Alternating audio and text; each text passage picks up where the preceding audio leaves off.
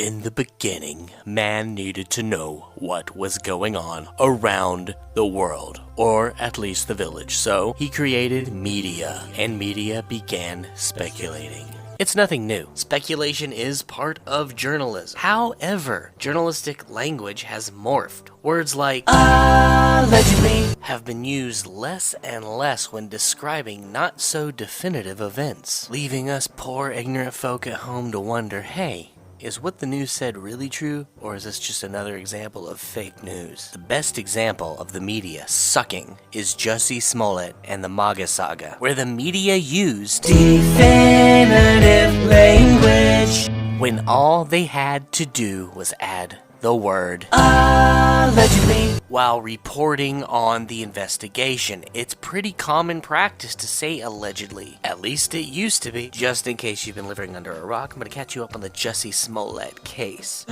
Jussie Smollett is an openly gay actor on the hit show Empire. Great show, I enjoy it, guilty pleasure, fucking sue me. And last month he filed a police report stating that two men, presumably white, carrying bleach and a rope during the polar vortex in Chicago, in a very gay area I might add, asked him if he was that gay bastard on Empire, proceeded to beat him up, tied the noose around his neck, then screamed, "This is MAGA country, N-word." Or depending which Jussie you believe, the MAGA N-word thing happened before the beating. Either way, the attack happened conveniently off security camera. People on the political left and right began questioning his story in general. With each passing day, new evidence arose that made the Smollett MAGA saga seem like an epic tale indeed. One you'd read about in English class, with Greek gods and weird names like Sans Testicles. Independent journalists such as Tim Pool continued to follow the story with the skeptic's ear, as did we all. Jussie even went as far as saying, on stage, that he fought back like Tupac, then called himself the gay Tupac. Bitch, please, you ain't even the gay Soulja Boy. Plus, Tupac wouldn't go crying on camera on ABC about racial hatred. Even if he was gay, Tupac would have shot any fuckers who tried to attack him. Tupac was gangsta. It doesn't matter if he was gay or not, he was gangsta. But he wasn't gay either. Just, if he was, you know, he would have shot somebody. Let's just put it this way. Tupac was so gangsta that each year on his birthday, he wished a motherfucker would. You know what I'm saying?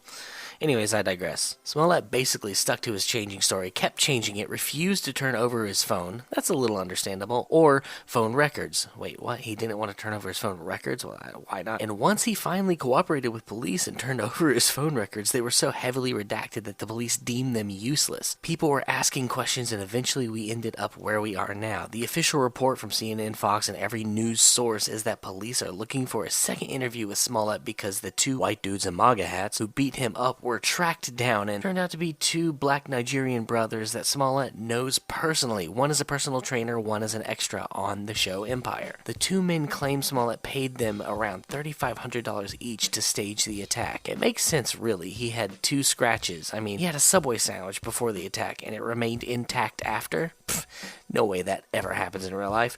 Wise men say forgiveness is divine, but if you beat a man's ass, you get to eat his sandwich. Also, the initial story was practically a dead giveaway that a far-left activist made it up. I mean, only far left wingnuts would think two racists were so dedicated to their hatred that they'd wear MAGA hats in the blistering cold, walking around Chicago, population black and armed, one rope in one hand and bleach in the other, in search of some homo N-words to punch. No sandwich shall perish under MAGA country. Now those are some dedicated racists and Subway fanatics, apparently. Only a far-left moron would believe that story initially. I mean, come on, it's just ridiculous. Even the police doubted him because, quote, no Trump supporters watches Empire.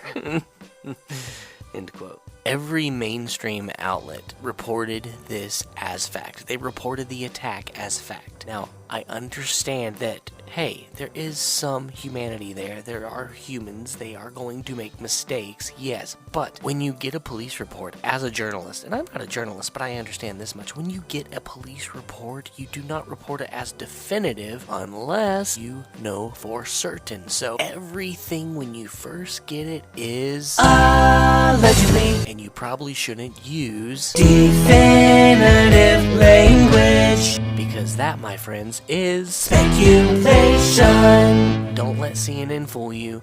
Don't let that little cute brunette that they had talking about how she tried to look up the mainstream sources that told it as fact and she couldn't find any. Yeah, she could. She totally could. Washington Post, ABC, they're there. You just gotta look, and it's literally right there. Literally right there. Don't let any of them fool you. The mainstream media should not get off easy on this one. Neither should Jussie Smollett. Jussie is such a stupid name. I just want to say Jessie. Like, they didn't write a song called Jussie's Girl. Like, I wish I had Jussie's Girl. No, because Jussie is a dumb fucking name.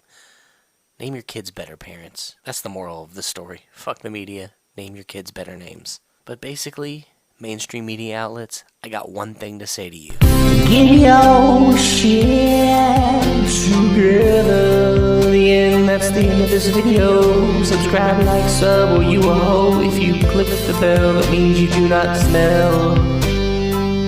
You like my voice in auto-tune? Do you like my voice with auto-tune?